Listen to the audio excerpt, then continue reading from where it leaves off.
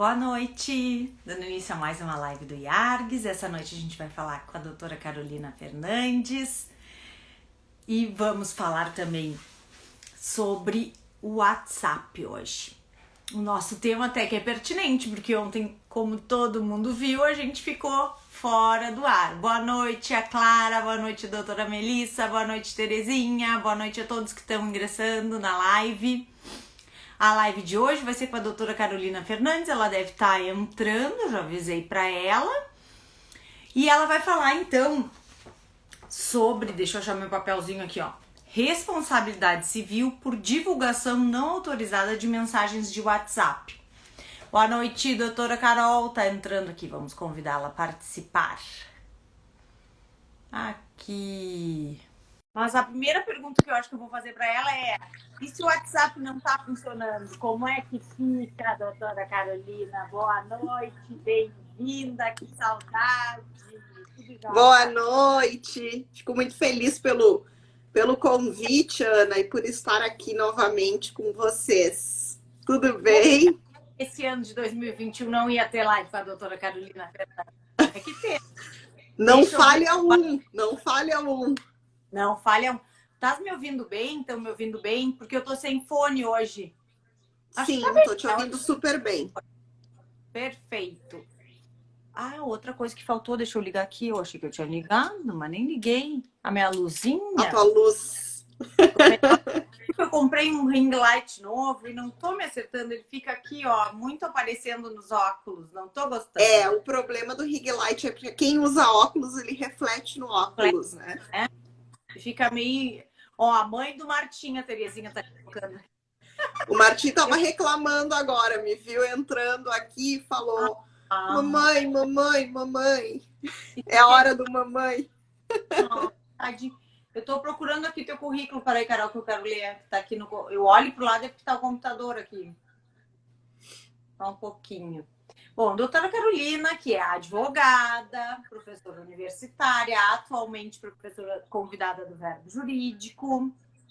E mais, que eu já sei de cor aqui, ó.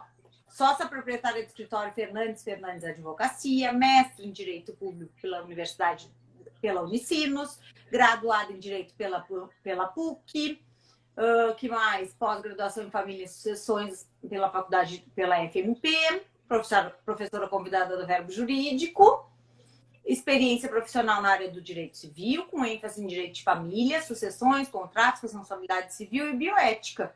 Também desenvolve pesquisas na interface de direito e bioética. Muito bem. Bem-vinda, então, a doutora Carolina. Bem-vindos todos que estão nos assistindo.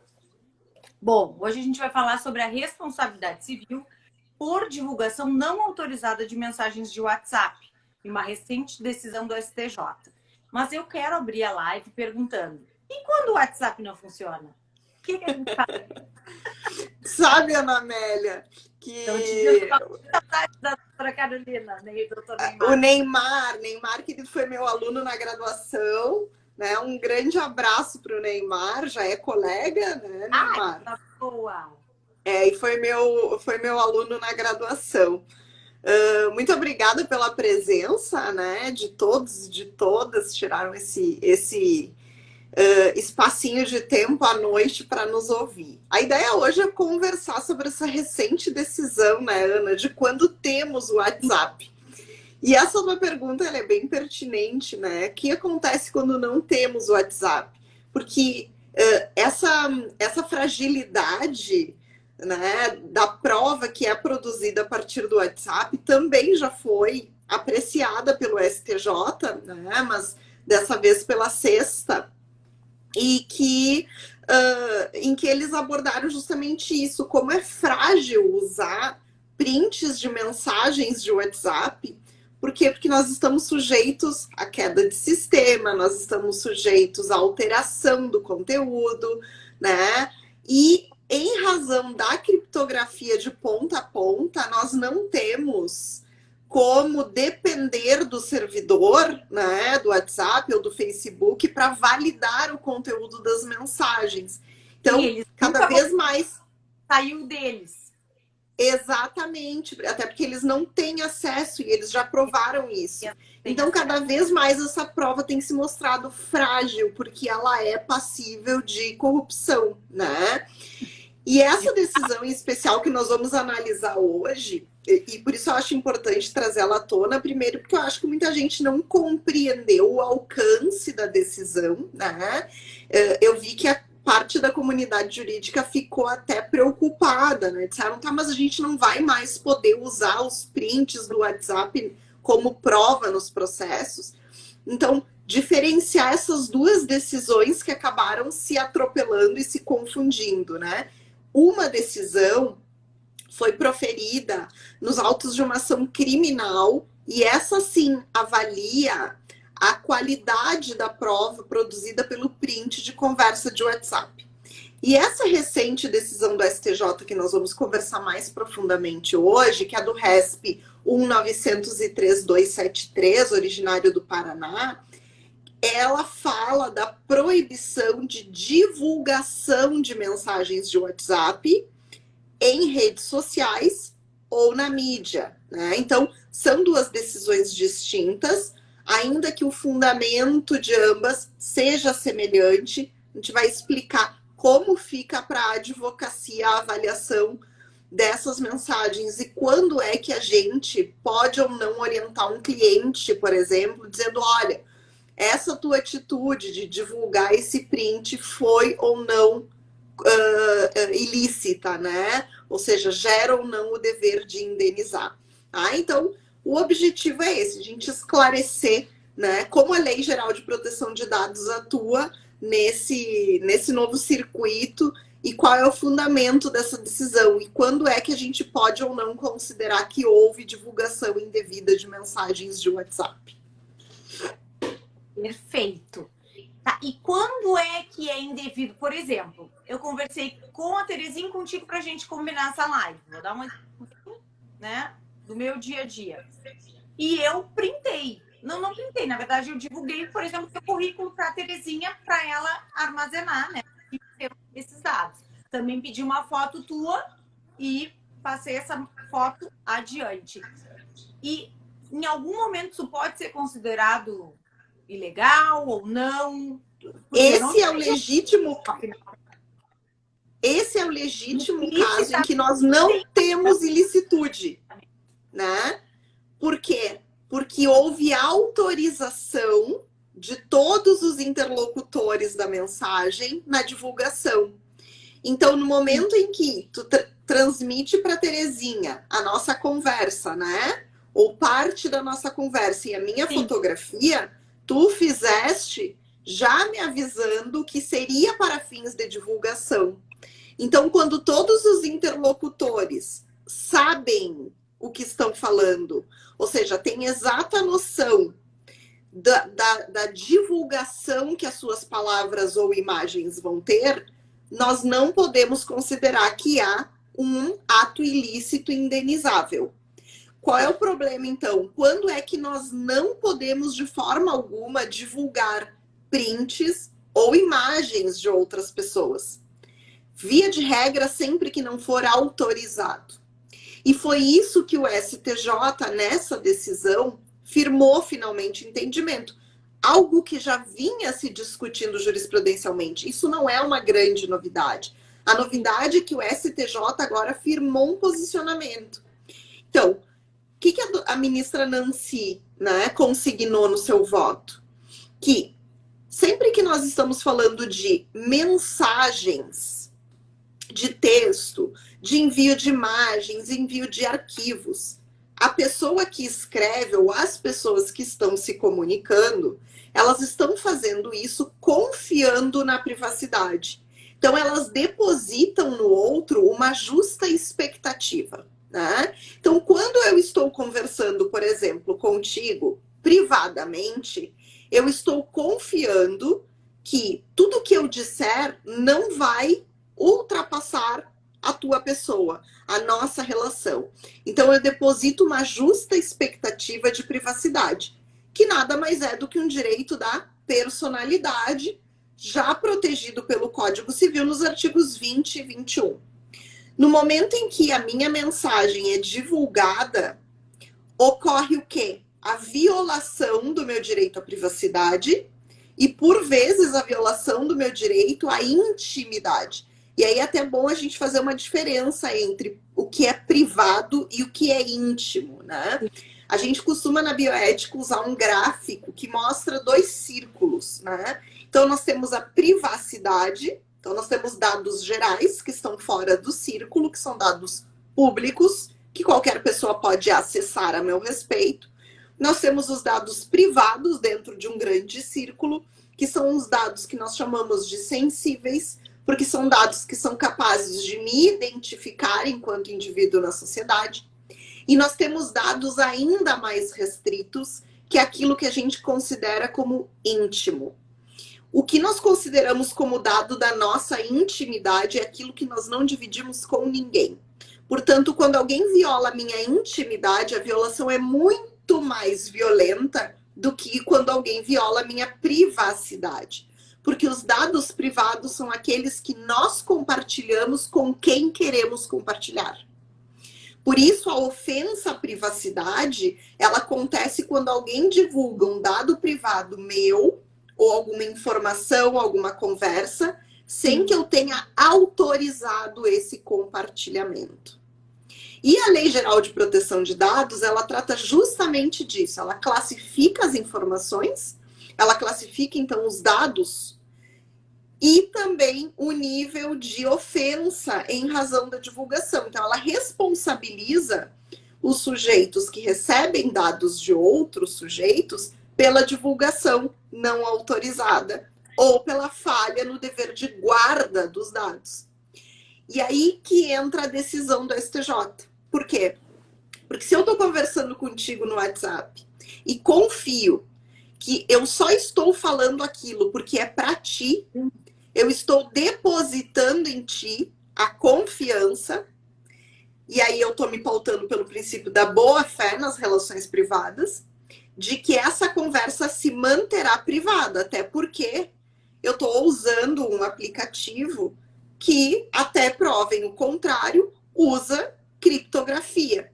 Então, nem mesmo de ponta a ponta. Ou seja, nem mesmo o WhatsApp, o próprio WhatsApp tem acesso ao conteúdo da minha mensagem, né? Então, quando tu divulga, né, sem o meu consentimento, sem a minha... Uma fofoquinha. Isso! Aquela... Vou te mostrar aquele print que a gente faz para as amigas, né? Olhem o que aconteceu. Então, quando a gente faz isso, a gente está ferindo o direito de privacidade e ainda rompendo com a justa expectativa que o outro depositou em mim, né? De que aquilo se manteria em sigilo, né? Ou pelo menos entre os interlocutores, né? E aí, o que aconteceu nessa decisão? O que motivou essa decisão do STJ? Um homem, e isso acontece toda hora, né? Um homem estava dentro de um grupo de WhatsApp. Tá. Então, era um grupo relativo a um time de futebol. Perfeito. Mas existiam jogadores, administradores desse time de futebol, ou seja, pessoas que integravam a gestão do clube, jogadores e algumas outras pessoas que faziam composição da presidência. E começaram a surgir uma coisa discussões interna mesmo do clube. Exatamente. E começaram a surgir alguns atritos dentro do grupo, porque uns defendiam um posicionamento diferente do outro sobre políticas internas, né? Ou seja, sobre como administrar, como tomar decisões, enfim. E é claro que num dado momento começaram a se ofender, né, dentro do grupo, em razão dessas posições divergentes. E esse cidadão, que foi o demandado, que foi o réu da ação, desgostoso do que havia acontecido, ele que já havia sido dirigente do clube, printou todas essas conversas, saiu do grupo e começou a divulgar em suas redes sociais os prints dessas mensagens, desses diálogos. Publicamente, para para todo mundo ver. Publicamente. E a intenção dele, segundo ele narra, foi que ele queria justificar a sua saída, o seu afastamento, e mostrar como ele tinha razão em se afastar. Ou seja, ele queria invalidar o discurso do outro e validar o seu próprio discurso, né? Então, ele deixou muito claro que o objetivo dele, o caráter dessa divulgação era interesse pessoal, né? Bom, quando um dos integrantes do grupo percebeu que essas mensagens estavam sendo divulgadas, esse sujeito se sentiu invadido na sua privacidade. Ele se sentiu humilhado, ofendido, ele entendeu que a honra dele havia sido abalada e assim por diante. Então, ele sustentou que teve violado direitos da personalidade, em especial a privacidade, a honra e a imagem. Por quê? Porque a forma como as mensagens foram divulgadas, segundo ele, sem contextualização e com críticas, né, do divulgador, fizeram com que ele sofresse algum tipo de abalo. E aí ele processa esse homem, né? Ele entra com uma ação indenizatória contra esse homem, justamente buscando indenização, sustentando que as conversas não podem ser utilizadas, né? Não podem ir a público. Não poderia ir a público. Exato. E aí, claro, o STJ reconheceu que, de fato, houve uma ofensa. Houve, né?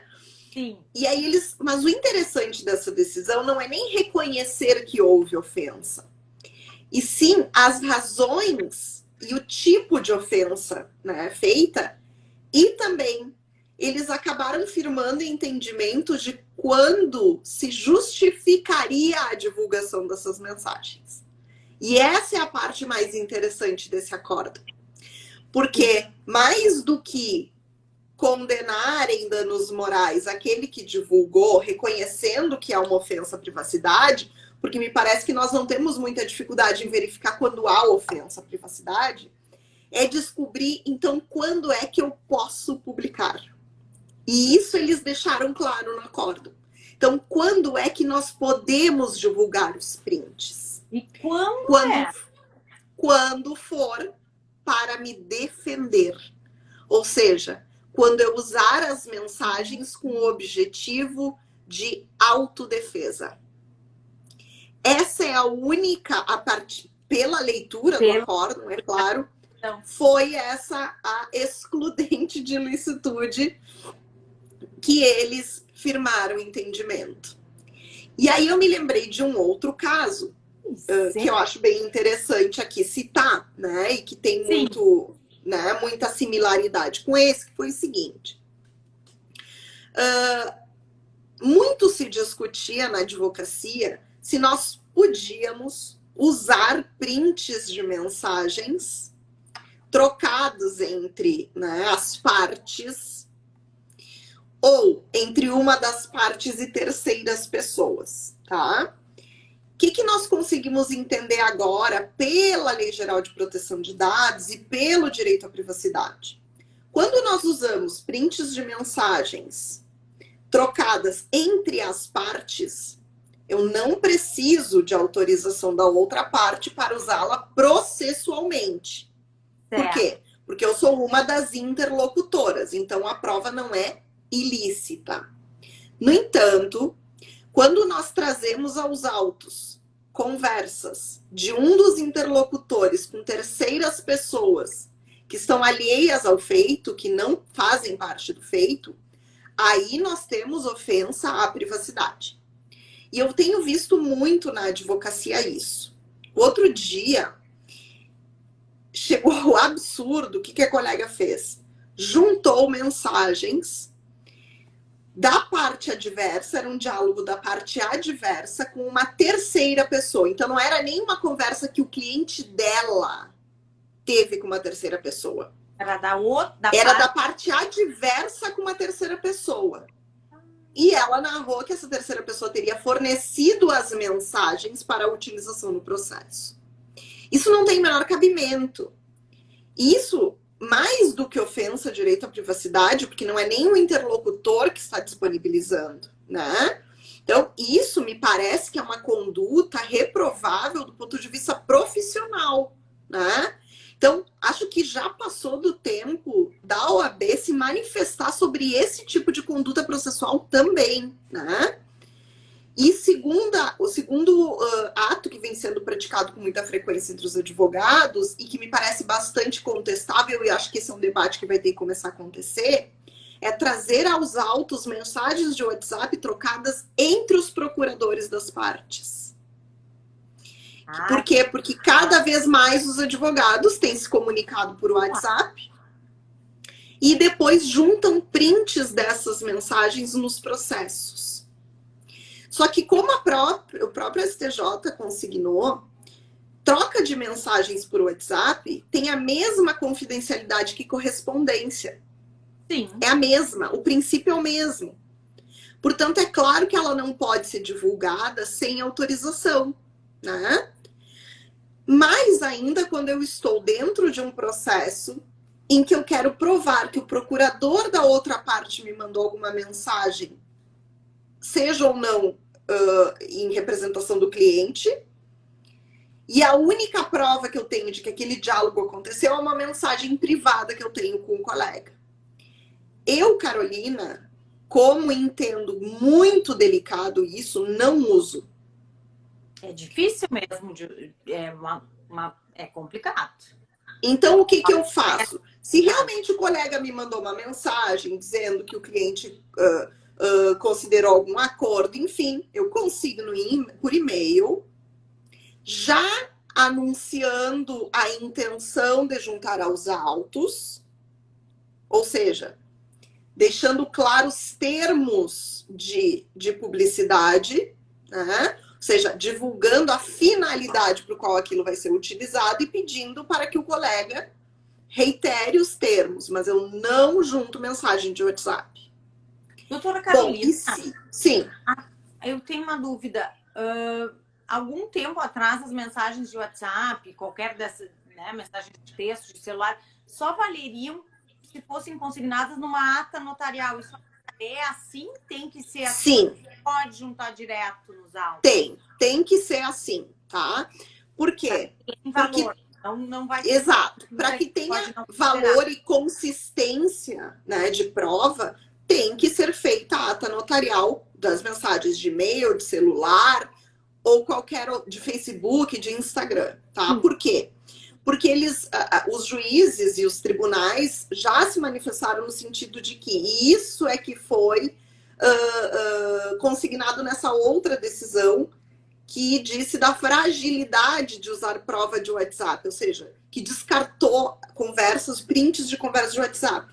Porque aí eu não consigo rastrear a origem da mensagem, se eu não tenho o caminho da mensagem, que é o endereço onde ela está registrada, tá? Que é o código-fonte. Então, por isso que é preciso sim fazer a ata notarial. E ainda fazendo a ata notarial, eu corro um risco, que é de ter manipulado o conteúdo da mensagem, apagado o texto. Então, a ata notarial ela tem uma função: atestar que em determinado dia e determinado horário houve uma troca de mensagens. Sim. Não necessariamente o conteúdo dessa mensagem vai ser validado. Não. Porque o conteúdo da mensagem pode ser adulterado, mesmo que depois eu vá lá e faça a ata notarial, entende? Entendo. Então, por isso, há que se ter cuidado, e é isso que os juízes têm feito, na valoração dessa prova. Sempre que eles não conseguem comparar e fazer a contrafé da prova, e eles entendem que é uma alegação frágil e não existem outras provas nesse mesmo sentido, eles têm desprezado essa prova, porque ela é frágil, tá? Verdade. E aí eu vou contar um caso semelhante a esse que aconteceu e que originou essa decisão do STJ, dizendo que é proibido divulgar diálogos, mensagens de WhatsApp sem autorização do outro interlocutor. Foi um caso em que eu trabalhei, né? E é um caso que a gente vê que se repete muito. Até outro dia eu estava lendo umas notícias e pensei na hora, né? Como isso tem se tornado frequente. Uma mulher, depois do fim do relacionamento, inconformada, começou a divulgar nos seus stories do Instagram todas as mensagens que ela trocava com o ex, inclusive sobre detalhes da privacidade de ambos e de condições médicas dele. Então ela abriu o prontuário médico dele. Ela, ao fazer isso, riscou o nome dele. E por que eu estou trazendo esse caso? Né? Além do absurdo todo, né? Que não adianta achar que divulgar no Instagram riscando o nome tá tudo bem. Primeiro porque tirar o risco do nome é muito fácil. A gente faz um print, trata a imagem e tem acesso ao que está por trás. Não sabia que podia. Bem simples. Sim, é uma coisa fácil. Segundo lugar, porque qualquer outro dado ou característica que me identifique, ainda que não seja o nome, vai ensejar a responsabilização. E o que aconteceu nesse caso? As pessoas começaram no mesmo bairro divulgar. E todo mundo sabia quem era o ex dela. Quem não sabia quem era o ex dela ficou sabendo pelo vizinho, pelo amigo. Claro. E isso tomou uma proporção absurda, a ponto de uma terceira pessoa que ter sido chamada atenção por uma vizinha. Fulana, eu vi que tu anda com o cicrano, eu quero te avisar o que aconteceu. A ex dele divulgou isso, e ela disse que apanhava dele, e que ele transmitia doenças sexualmente, que ele é louco, que é isso e que é aquilo. Imagina a pessoa tá conhecendo, recebe uma bomba dessas na mão, não sabe o que é verdade e o que é mentira, né? Então, imagina o dano que isso pode gerar. E o nome dele havia sido apagado, mas todo mundo sabia de quem se tratava. Então, não adianta apagar nome, apagar foto, riscar. E o outro dia, inclusive, acessando o Instagram, tinha o caso de uma blogueira que em agosto atropelou um homem. Então, ela sofreu um acidente, aparentemente foi um acidente. Ela atropelou um homem na rua, esse homem foi hospitalizado, esse homem ainda está internado. E parece que essa história caiu na mídia e que a filha desse homem estaria acusando essa mulher de não ter prestado socorro, de ter abandonado, de não ter se prontificado a pagar as despesas, de que esse homem estaria com problemas, inclusive financeiros, em razão disso. E ela divulgou prints das conversas que ela teve com a filha do homem, mostrando que ela havia, sim, se prontificado, né, a dar todo o suporte necessário, que ela havia, inclusive, oferecido internação em hospital particular e assim por diante.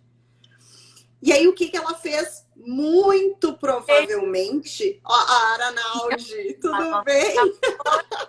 Luciana. Bem-vinda! Muito bem-vindos! Eu vou destacar também a presença do doutor André Ibanes, do desembargador Marco Aurélio de Oliveira, do doutor Banura, da doutora Marília Prates, que também está aqui conosco. Agradecer a presença de todo mundo. Doutora Luciana, deixa a gente ficar concentrada, não pode fazer isso aí, né? Por favor. A doutora Luciana também tem atuado bastante na área da LGPD, né? Isso mesmo. Inclusive com parcerias entre os escritórios. Então, né, Ana, essa mulher, muito provavelmente orientada pelos advogados, o que ela fez? Ela apagou das mensagens, inclusive, as mensagens que a filha dele tinha respondido. Então, ela só divulgou as mensagens dela, as que ela enviou para essa mulher. Não que ela recebeu. Todos... Exatamente. Então, tudo que tinha de resposta, tudo que tinha de dado identificador, ela apagou. Então, ela apagou a fotografia, ela apagou o nome e ela apagou o texto enviado por essa mulher. Ela só deixou a própria fala. Sim. Então, nesse caso, primeiro, ela teria uma justificativa da excludente, porque ela está se defendendo, ela de fato estava sendo acusada injustamente. E dois, ainda que ela estivesse dentro de uma possível excludente, ela apagou todos os dados de identificação da outra pessoa. Sim, E, inclusive, o texto que a outra pessoa mandou. Porque com as próprias mensagens ela pôde provar que ela havia mais de uma vez entrado em contato para saber como estava a vítima, né? Se prontificando a pagar despesas, a pagar medicamentos, a contratar médicos, né? A fazer a intermediação para a obtenção do seguro. Então, ela mostrou com as próprias mensagens o que ela queria, né? Mas certamente ela foi aconselhada. Porque normalmente o que a gente vê são pessoas fazendo o print das mensagens e divulgando de forma indiscriminada. E isso não pode acontecer de forma alguma, tá? Queria até destacar aqui um trecho da decisão, né, em que se fala justamente o quanto sensível é, né? O quão sensível é essa intermediação, né, entre pessoas. Deixa eu aqui perguntar aqui. Exportar conversa complementa print incompleto e pode ser usado como prova? Isolda, né? Isolda. Então é o seguinte. Isolda, que é nossa associada. Isso. Doutora Isolda, é o seguinte. Se nós exportamos a conversa na íntegra, fazemos a ata notarial dessa conversa na íntegra, essa é uma forma de fazer a contrafé da prova, né? E mostrar se aquele contexto retirado com o print, ele confere ou não com a conversa na íntegra. Só cuidar para utilizar no processo somente conversas que tenham sido estabelecidas ou travadas entre as partes do processo. Então, não trazer terceiras pessoas para dentro dos autos por meio de provas, tá? A não ser que essa pessoa queira escrever uma declaração direcionada aos autos ou testemunhar. O que nós não podemos fazer é envolver terceiras pessoas, né? Por exemplo, prints ou conversas em grupos de WhatsApp, em processos. Aí eu já entendo que é muito sensível. Porque aí eu estou envolvendo terceiras pessoas. Então, o que dá para fazer nesse caso?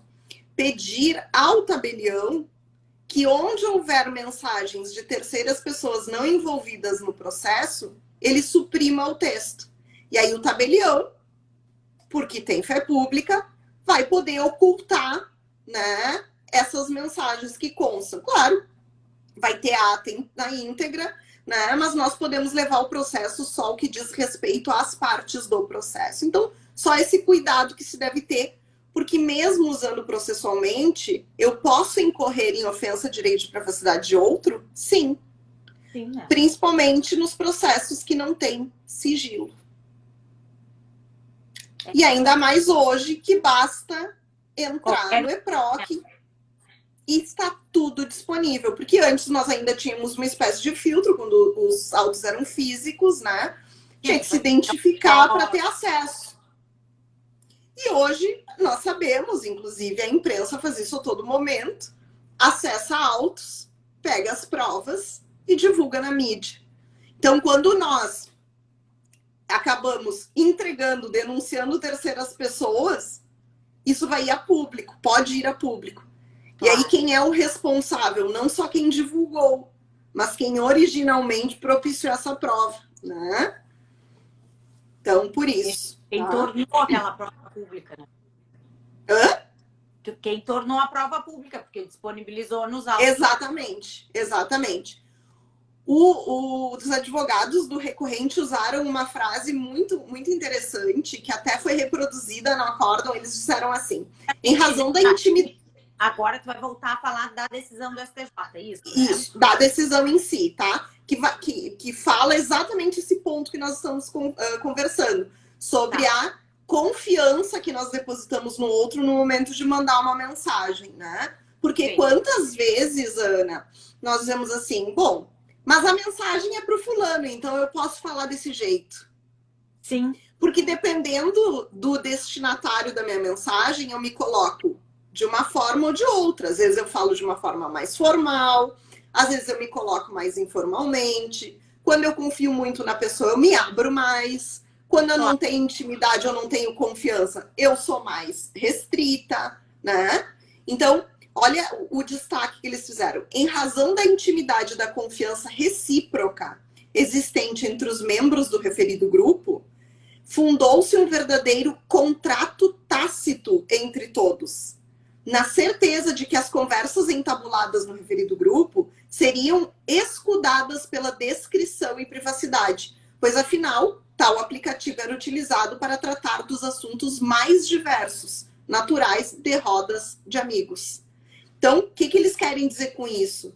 Quando eu aceito estar num grupo e me comunico dentro desse grupo, inclusive abrindo, às vezes, minha intimidade, né? Sim. Eu estou confiando que aquela conversa não será extrapolada, né? Eu vejo também muitos grupos de amigos divulgando os prints de conversas de grupo, né? Ah, porque houve um diálogo engraçado, ou uma mensagem que eu troquei com a minha mãe, porque foi engraçada. Aí as pessoas colocam, ah, essa é minha mãe, né? E até às vezes até podem ser engraçadas, mas quantas pessoas perguntaram para o outro, para todos? Olha só, pessoal, eu vou fazer um print dessa nossa última piada aqui no grupo e vou postar no Instagram. Por quê? Porque os nomezinhos aparecem lá. Às vezes a pessoa não está na tua agenda e aparece o número da pessoa, o telefone da pessoa. É e aí eu estou divulgando outro dado privado, que é o telefone. Né? Então, pior que o nome, porque... Exatamente, pior que nome, porque às vezes se tá com um apelido, né? Talvez nem consiga se, né? Mas já me aconteceu de ver um print, né? E dizer, olha, fulana é amiga da fulana, eles estão num grupo. Isso. Já aconteceu também de ver, os fulanos têm um grupo e eu não tô no grupo, né? Então imagina Sim. a quantidade de inconvenientes que podem surgir, né? É que as pessoas se acostumaram a divulgar absolutamente tudo. E nós, por sermos da área jurídica, nós temos o compromisso de informar as pessoas que não pode, né? Que mesmo se tratando de WhatsApp, de Instagram, enfim, não pode fazer isso. E no Instagram é muito comum a gente ver, né? A divulgação de prints, de mensagens no direct, disso, daquilo. Né? E isso tem se importado para os autos de processos. E isso particularmente tem me incomodado muito. Né? Segundo lugar, os advogados têm que ter muito cuidado também com a privacidade e com a confidencialidade das tratativas de acordo. Por quê? Porque muitos advogados também têm juntado diálogos de tratativas de acordo ou e-mails de tratativas de acordo nos autos. E um princípio básico da conciliação é o quê? Que isso não vai para os autos. É a confidencialidade nas tratativas. Para que as pessoas tenham efetivamente uma liberdade de negociação. Para poder falar. E aí, exatamente. Aí os colegas estão fazendo o quê? Fazendo print ou juntando os e-mails em que houve a negociação no processo. Né? E me parece que é o momento de... Disse que pagava para mim X. Admitiu a Exatamente. E isso é uma deslealdade gigante, né? E nós temos que ter muito cuidado com isso também, porque isso é, sem dúvida alguma, eu, enquanto advogada, quando vejo um colega colando um print de WhatsApp de mensagens que trocou comigo e que eu confiei ao colega, né, a sua discrição, a privacidade, para me comunicar de modo a colaborar para a solução do conflito, e o colega coloca essa mensagem no processo, eu me sinto traída. Né? E eu interrompo desde logo as conversas com o colega. Né? E aviso, olha, então a partir de agora nós conversamos no processo, nos autos. Né? Por quê? Exatamente, acaba qualquer possibilidade de diálogo extra-autos. E essa é uma consciência que os advogados precisam adquirir, né? Processo não é Instagram, né? Também não é Twitter. Essas provas, né? Comedidamente. Sim, e tem que ter coerência, não pode utilizar uma possível negociação de acordo, que talvez não dê certo, para intimidar a outra parte dentro do feito, né? Dentro dos autos do processo. Exatamente. Totalmente antiético. Exatamente. Né? Então, qual é a regra geral, né, Ana? Posso divulgar prints de mensagens somente com a autorização de todos os interlocutores. Sim. Sem autorização de todos os interlocutores, a única alternativa que me resta é desse tamanhozinho. É para me defender. Por quê? Porque aí nós entramos num verdadeiro conflito de princípios.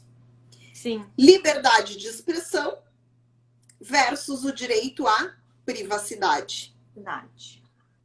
Tá, É? temos uma pergunta, doutor? E quando o print é entre a parte que não tem advogado com o advogado da parte que constituiu o advogado. Pior ainda, Oscar, acho que é colega, né, doutor Oscar? Então, acho que é pior ainda, né? Nós, advogados, quando entramos em contato com a parte adversa, que ainda não tem um advogado constituído, temos um compromisso duplo, né? Que é agir o mais eticamente possível. Por quê? Porque se essa pessoa está aceitando tratar comigo, primeiro, eu tenho que deixar claro para ela que eu estou defendendo os interesses de outro sujeito. E segundo, que eu só volto a entrar em contato com ela diante da permissão dela. Então, eu tenho que criar um clima de ainda mais transparência. E eu só posso me valer de mensagens se houver nessas mensagens algum conteúdo, por exemplo, atentatório ao ordenamento jurídico, né? Alguma ameaça, enfim, é a prova de um crime. Bom, aí tudo bem. Caso contrário, eu não posso usar a mensagem. O que eu tenho feito quando eu preciso citar que eu entrei em contato com a parte adversa? Por exemplo, e negou acordo, não quis acordo. Bom, em primeiro lugar, eu apenas comunico ao juiz. Sim, apenas informa. A minha palavra. Eu entrei em contato e a parte não quis acordo. Porque o querer acordo ou não, ter feito tratativas ou não, não é pressuposto da ação, gente. Então não tem problema se o juiz não acreditar que eu tentei fazer um acordo e o acordo foi frustrado. Porque ele vai tentar fazer acordo de novo. Não é pré-requisito para entrar com a ação provar que eu tentei fazer um acordo extrajudicial. Então eu não preciso me preocupar em juntar print da mensagem dizendo que provando que eu entrei em contato. Né? Então, só cuidado com isso. Para que eu preciso juntar a mensagem? Né? O que tu queres comprovar com aquela mensagem? Exatamente. Bom, é a única. Eu preciso comprovar um fato, a minha única saída é essa. Faz uma ata notarial e junta. Mas lembra que essa tem que ser a última alternativa mesmo. Caso contrário, dá a tua palavra. Olha, se tentou. Esse colega, o primeiro colega com quem eu me atritei nesse sentido, e disse: olha, doutor, não me sinto confortável em ver as nossas mensagens nos autos. Acho que isso nem colabora para o andamento do processo. Então, eu vou lhe pedir, ou não use, ou não falo mais pelo WhatsApp. Né? E ele até foi muito legal. Ele disse, não, pediu desculpa, disse que não usaria mais. Então, combinamos de, a partir dali, falar só por e-mail, tecnicamente, porque se fosse preciso juntar os autos, não haveria problema. Ou seja, se estabeleceram os limites do diálogo. Mas a justificativa dele foi, mas era a única prova que eu tinha de que o acordo falhou. Falei, não, a prova de que o acordo falhou é o fato de tu estares indo fazer o pedido nos autos. Sim. Porque se o acordo tivesse vingado, a gente não estava pedindo intervenção judicial. Não. Né? Então, não precisa fazer essa prova. Acordo, né? Exato. O Oscar perguntou de novo, perfeito. Mas quando o advogado da parte que constituiu o advogado e se aproveita do desconhecimento da parte sem advogado e faz propostas claramente prejudiciais à parte sem advogado, eu não juntaria isso no processo, Oscar. Eu talvez pediria para abrir uma investigação na OAB, né? Tá. De repente, para investigar o perfil desse advogado mesmo, né? Discutir se a atuação desse advogado estava ou não dentro dos limites éticos permitidos pela legislação, né? Me parece que... Pelo estatuto, está dentro dos limites da atuação. Exato. Não, mas, Oscar, eu entendi. Ou seja, a tua intenção é mostrar que o advogado da parte adversa entrou em contato com uma pessoa que não tinha advogado constituído, tentando induzir essa pessoa a fechar um acordo prejudicial. Ou seja, me parece que aí ele extrapolou a postura ética, né? Os limites éticos da profissão. Então, me parece que, a não ser que tu queiras anular o acordo, se a ideia é anular um acordo que eventualmente foi celebrado, aí sim. Mas essa é uma prova crucial. Então, me parece que nesse caso, Oscar, caso queiras anular um acordo, provando que o advogado induziu em erro a outra parte, né? Aí me parece que sim, que é uma forma lícita de usar, né? E eticamente adequada, eu diria, né? Porque é a única forma que tens de provar a inadequação da postura ética e o dano que gerou na vida dessa pessoa que acabou fechando um acordo em razão do dolo do outro, né? Aí me parece que sim, Oscar. Nesse caso específico, caberia a utilização dos prints. Até porque nesse caso é a parte juntando um print onde ela é interlocutora, né? É a própria parte. Então, eu não vejo tão atentatório quanto juntar conversas entre os procuradores que estão tentando, né, chegar a algum resultado consensual. Olha só, tá concordando, doutor Oscar. Agora eu entendi. Eu demorei a entender o contexto, mas entendi, perfeito. Tá ótimo. Seguimos, então. Para aí, eu vou aproveitar, já que a gente interrompeu um pouquinho, vou dar os recadinhos aqui. Ótimo. Temos hoje publicado no site, no blog, em todas as mídias do IARGS, o artigo Tutela de Urgência e de Evidência na Partilha de Bens. Publicado... Ai, agora faltou, peraí. Eu tenho que saber quem é o autor do artigo, eu anotei aqui e não vi. Já vou dizer. Pela doutora Ana Paula Heckden. É assim que eu falo, Terezinha, me diz que tá certo. Então, hoje, artigo publicado pela doutora Ana Paula Heckden, falando sobre a tutela de urgência e de evidência na partilha de bens. Também hoje temos publicação da videopalestra do Grupo de Direito de Estudos de Família, tá certo? Não, Grupo de Estudos de Direito de Família, estou trocando tudo aqui. E a videopalestra é com o Dr. Christian do Carmo Rios, e o título da videopalestra é Direito à Participação Societária na Partilha de Bens. Então, acessem o blog, acessem o site do IARGS para ter acesso ao artigo e à videopalestra essa semana. Convido já a todos para participarem da nossa live da próxima quinta. Vai tratar de um tema um pouquinho diferente, mas também sobre o Instituto, sobre Direito, e vai ser com a doutora Andréa Vesotto, nossa associada, e ela e a Terezinha vão discutir a sede do IARGS e a Travessa Engenheiro Assilino de Carvalho, que é onde se localiza o Instituto dos Advogados do Rio Grande do Sul, que está sofrendo com a ocupação de pessoas, assim, está mal ocupada a via pública, digamos. Está sendo invadida, e vamos ver o que é possível fazer para solucionar, então, esse problema.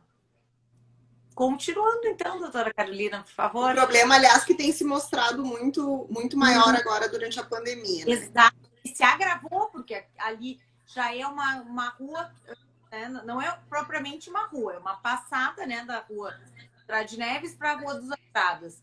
E ali já não tem, assim, uma circulação tão grande. Na pandemia, menos ainda, as pessoas foram, né, fazendo a sua casinha. Tomando conta. Tomando conta. É bem difícil, é uma situação bem delicada. Então, o doutor André Vesotto vai conversar com a Terezinha sobre esse problema e a sua possível solução. Ótimo. Ana, então me parece que só para finalizar, vamos fazer uma conclusão, né? O que fazer quando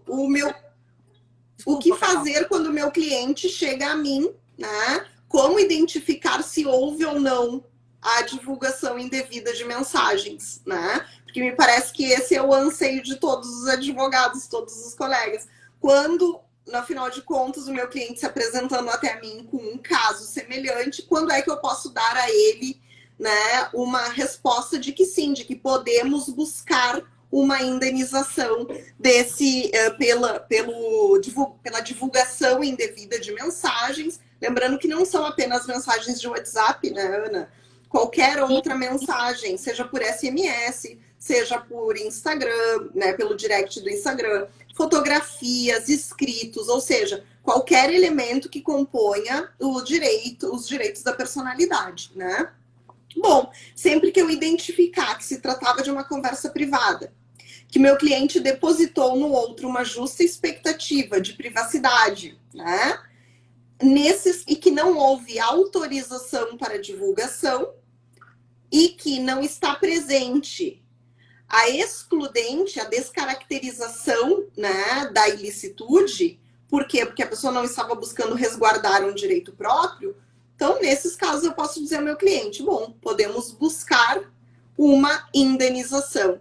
Lembrando que, além da indenização por danos morais, também cabe o pedido de indenização por danos materiais, né, em perdas e danos, caso, de fato, tenha havido um prejuízo palpável, né, em razão da divulgação indevida dessas mensagens ou escritos e assim por diante. Também não exclui o direito de retratação e o pedido de exclusão das mensagens das redes sociais.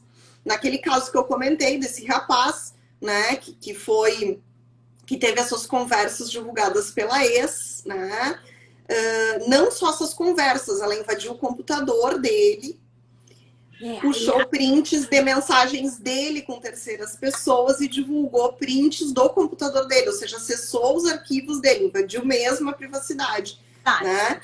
Então, nesse caso, não apenas a indenização, mas se pediu também a exclusão dessas postagens, né? Se levou, ou seja, se ganhou isso, né? Liminarmente, a exclusão das postagens e, claro, a indenização pelos danos morais utilizados. E caso ficasse comprovado algum dano material, também seria possível demandar pelos danos materiais, tá? E se foi o meu cliente que divulgou as mensagens, né?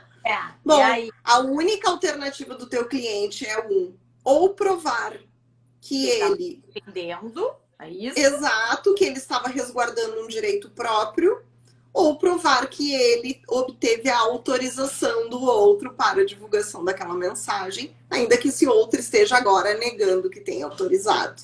Fora isso, pode-se discutir o quantum da indenização, mas provavelmente a indenização vai correr. Por isso, Ana, eu sempre digo, né, e sempre disse para os meus alunos, que quando a gente fala em expressão, né, em direito de expressar, em liberdade de expressão, né, o direito de falar o que eu penso, nós temos que seguir um princípio, né? O princípio é quanto menos, melhor.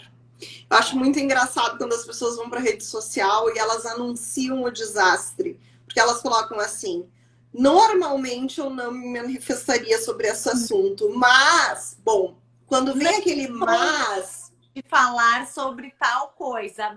Exato. Mas, então, se tu chegou nesse ponto e tu escreveu mas, não escreve mais nada. Porque já não é para falar.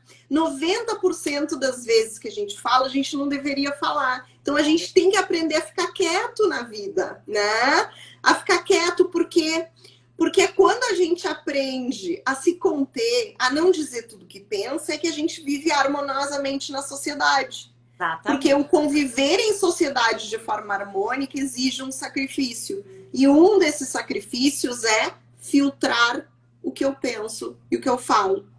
Porque não publicar numa rede social o que eu penso não significa que eu esteja violando ou limitando o meu próprio direito. Porque eu continuo tendo os mesmos ideais, os mesmos pensamentos. E se alguém um dia me questionar, eu posso me manifestar, sem ofender a terceiros.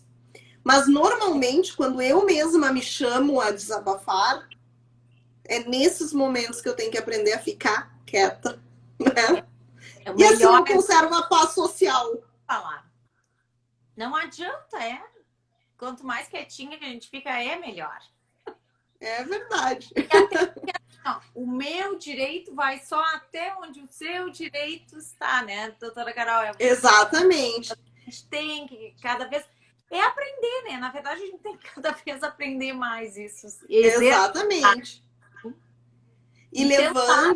levando essa reflexão a esse caso concreto que originou essa decisão do STJ e que esse rapaz acabou sendo condenado a indenizar um dos integrantes do grupo, ele poderia ter se manifestado? Poderia, sem divulgar os prints do WhatsApp. Ele poderia ter usado as redes sociais dele para dizer, olha, me afastei da direção do clube porque não concordo com os rumos e as decisões que vêm sendo tomadas, tem um posicionamento político distinto, não precisa expor ninguém, não precisa expor as mensagens e ponto final, né? Então é isso aí, é um aprendizado. A gente está constantemente aprendendo, todos os dias, e tem que saber conviver melhor com tudo e todos, com as mídias e com as pessoas. E quando acontecer alguma coisa errada, também saber ser humilde, pedir desculpa, né? Tentar se retratar quando possível. Isso mesmo. Da maneira possível. E tentar viver em paz em sociedade, que é o que está nos faltando. Doutora Carolina, muito obrigada pela tua participação, foi maravilhoso, um tema super atual como sempre, tu sempre, né, por dentro de todas as novidades do mundo jurídico, ajudando o Instituto dos Advogados a divulgar o conhecimento jurídico para todos.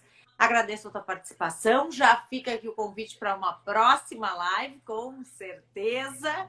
Eu aceito sempre.